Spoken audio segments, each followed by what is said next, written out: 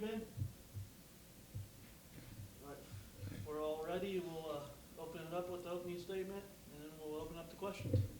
Yeah, just proud of our team's effort on Saturday night after you have a chance to watch it, and then you meet with them on Monday. You take Sunday to process it. It was really we talked about during the week on Friday and Saturday in particular before the game of playing, out efforting and out physicaling our opponent and playing a more physical style of football, and I think we did that on all three sides of the football. And I think that our execution on offense was better.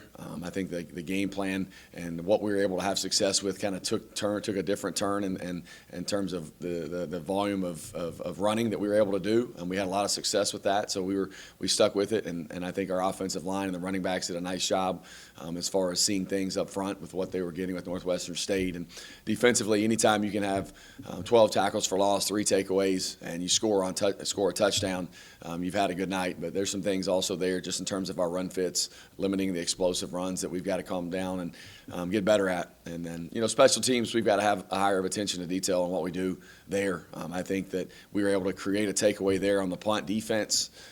But there's also some things in the punt return game, the punt defense that affected us, that could potentially affect us negatively in terms of fielding punts inside the 10-yard line. And being on the same page with what we want to do there. But, was very proud of our team. But we've got to turn the page quickly. I think that's the challenge for us as coaches is how do you handle this week now and how are we going to get better? And Tuesday's practice that we had this morning, the focus for us is being a better football team at the end of our Tuesday practice than we were before. And regardless of the opponent, regardless of the outcome that we may have or may not have, we've got to continue to progress as a football team, and we do that with great practice habits and with a great intentionality to what you do and how you approach practice.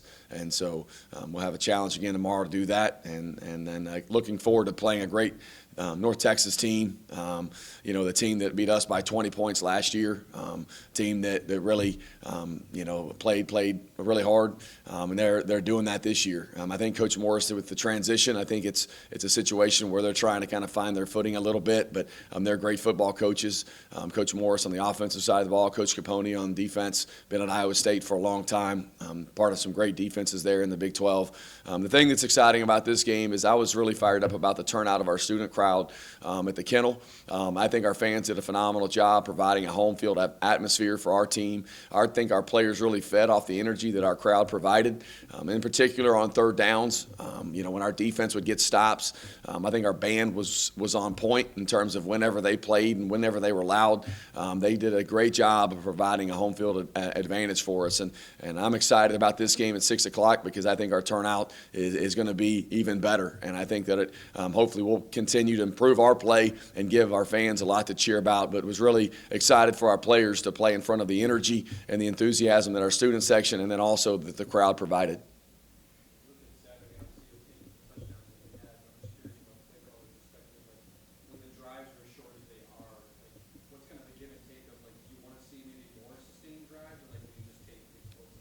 Yeah, we take touchdowns anytime we can get them. Anytime we can get them, any way we can get them.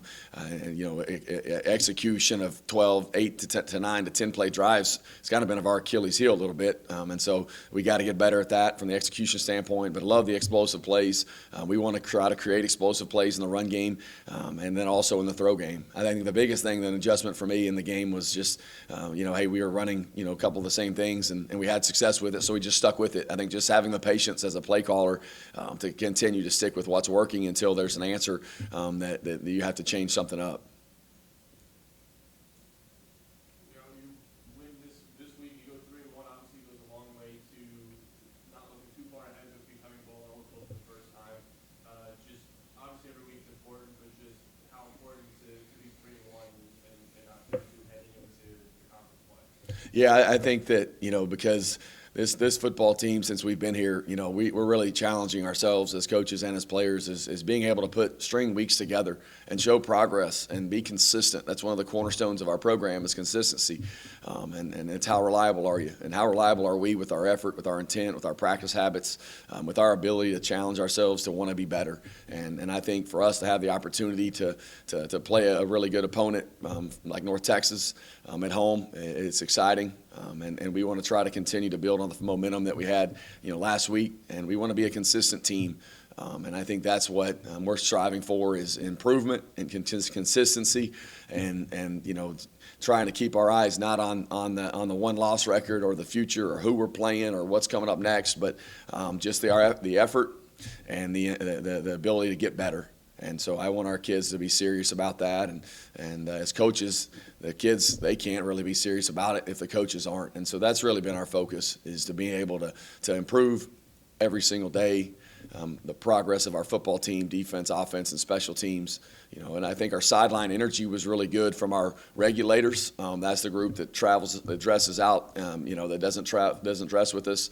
Our travel squad, the guys that don't log a lot of snaps, I think their energy's got to be a little better, and an encouragement and in a positive way. But I think even from our sideline energy and the demeanor of those players that didn't dress out, I thought it was great. In the last 2 games, you did with rushing or passing. How do you get that healthy balance moving forward? Yeah, I think you just put a plan together from an offensive standpoint of what you anticipate the looks being, and you go out there and attack it in the run game and the pass game. You always want to be mindful of getting your playmakers the football, and I think that we want to have a chance to be a team that throws the ball, but we also know that how we ran the football last week was very effective, and it had been something the first 2 weeks that had been missing a little bit from our run game. But I think that the offensive line really did a good job of executing. And for us, balance is being able to run and throw it. Balance is being able to be able to move the ball through the air, hit our explosive plays there, hit our routine plays there, and then in the run game, we'd love to have as many explosive plays as we did the other night, which we know that's maybe can become the norm. We're going to try for it to be, but it's a challenge to be that explosive on a weekly basis. Coach, can you speak to Jacob Barnes' performance? Obviously, Conference USA Special Teams Player of the Week, and coaches with him on Saturday. What's your thoughts? Well, I was excited for Jacob. I mean, anytime you can become the conference player of the week, special teams player of the week, it's a big deal. So happy for him. I think early on in the FIU game, I think he was beating himself up, over some of those. And that's what we just told him, like, Jacob, you've done this a long time, and the ball is going to come back to you, and you're going to be ready. You've got, I always tell him, anybody that's a pilot has to have a certain level of nerves, and I think he has that. I mean, he's very, very calm. He's got ice in his veins, and it means a lot to him, and sometimes he may not always show it, but I know it means a lot to him. This place means a lot to him, and so for him to have the success last week, we had a great operation time. Gabe Pugh has gotten better at snapping it. Blake is the holds and the operation time have gotten better, and I think that's a product of what Jacob's been doing, and our protection's been better. So, but excited for any time our player in this program, has a conference player of the week, and Jacob puts in a lot of work, and we're going to continue to need him the rest of the season. On the defensive side of the ball, how do you prepare your defense for the possibility of 2 good quarterbacks? You don't know if you're going to get Earl or Rogers coming Saturday. Yeah, I think it's a challenge because they're both good players, and I think they both have the ability to extend plays. Probably Chandler a little bit more than Stone. But I think that you have to have an idea of from a run game standpoint what they're going to try to do in their quarterback run game, because that element of it will be there. With Stone, it's probably a little bit more of the scramble mode.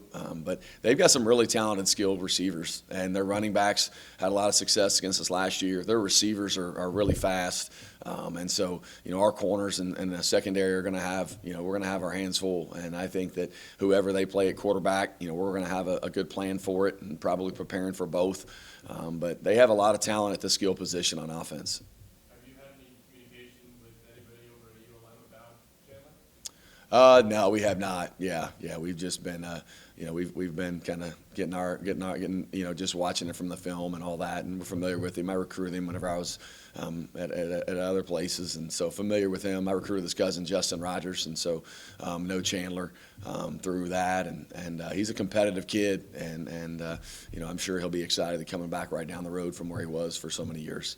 We were telling us on Saturday that for him, like Hank is kind of maybe the reason that he's here. Like how much did Hank kind of help in that recruitment process? Well, I think a lot. Yeah, I think that he helped a lot. And then, kind of how it all worked out from our standpoint is we have he just, kind of pops on our radar late. And then I think the connection between Hank and Kobe, and then I think also Isaiah McElvain, they were together at San Diego State. And so just the familiarity with those two and being able to get them here. And so, we've been excited to have Kobe. He's made some big plays, and he brings a ton of personality also, a ton of energy in a positive way to our football team. Staying in the receiver room, do you have any update on Cyrus? Yeah, I don't know. It doesn't look good for this week with Cyrus, and so we're trying to see. Hopefully, we can get him back. Around another week or two from that standpoint. Would the coldest be the next in line, would you say? Yeah, Dakotas is definitely getting better. He's trending up, and I think just from an assignment standpoint, we've got to make sure he's on point. But the thing that Dakotas has gotten better and better, and the kid is competitive. He attacks the football. He plays with a lot of physicality, and so our staff is really encouraged by Dakotas Crawford. And Marlon Jackson had a really good game Saturday night, and so he's another guy I think that you'll see, if he practices the right way and takes the right approach, I think can continue to emerge in our offense. How would you describe Hank's progression in the first 3 games? Well, I think anytime that you win football games, that's ultimately, as a quarterback, you want to win. And I think that Hank wants to win. That's one of the things that we talked about in coming here is our ability to do that. And so I know that, he was very, from a standpoint of humility, of understanding, the run game was working, and let's stick with it. And I think the leadership that he showed, the energy that he provides for our football team on offense and to our team, I think is great. There's a lot of confidence there from our team, and so I think he's done a really good job from that standpoint. Any more questions? Thank you, guys. Thanks. Hold on. Yep. Yeah, one more. Oh, Ben. Coach, I want to ask you, a lot of guys on defense, when younger players got an opportunity on Saturday, I think I was looking at some of the PFF data, Ezekiel Campbell had 4 pressures on 15 pass rush snaps. Just talk about his progression a little bit as he gets more acclimated to the FBS game. Yeah, no, I appreciate you not letting me off easy, Ben. Yeah, we were about to get ready to go back in there and finish watching practice. But, Zeke is I'm really excited. Our staff's really excited about Zeke.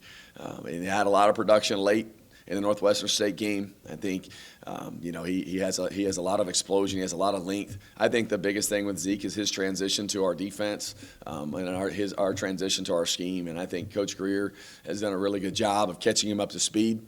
And I would anticipate if he takes the right approach, if he takes the right practice habits and the right mentality throughout every day on a daily basis, I think Zeke has a very high ceiling for us, provided that he does those things. And he's a very determined young man, and we're excited for him, the production that he had. And we're going to need a lot more of it from him. I think he can definitely affect the game in terms of a pass rushing standpoint. So he has what you want physically, and then it's on us to continue to develop him mentally and to get him to play within our scheme. But, I think that he has a skill set that we need to affect the passer, and hopefully he'll continue to emerge with the more reps that he gets. Thank you. Thank you, guys. Yeah, thank you all. Thanks.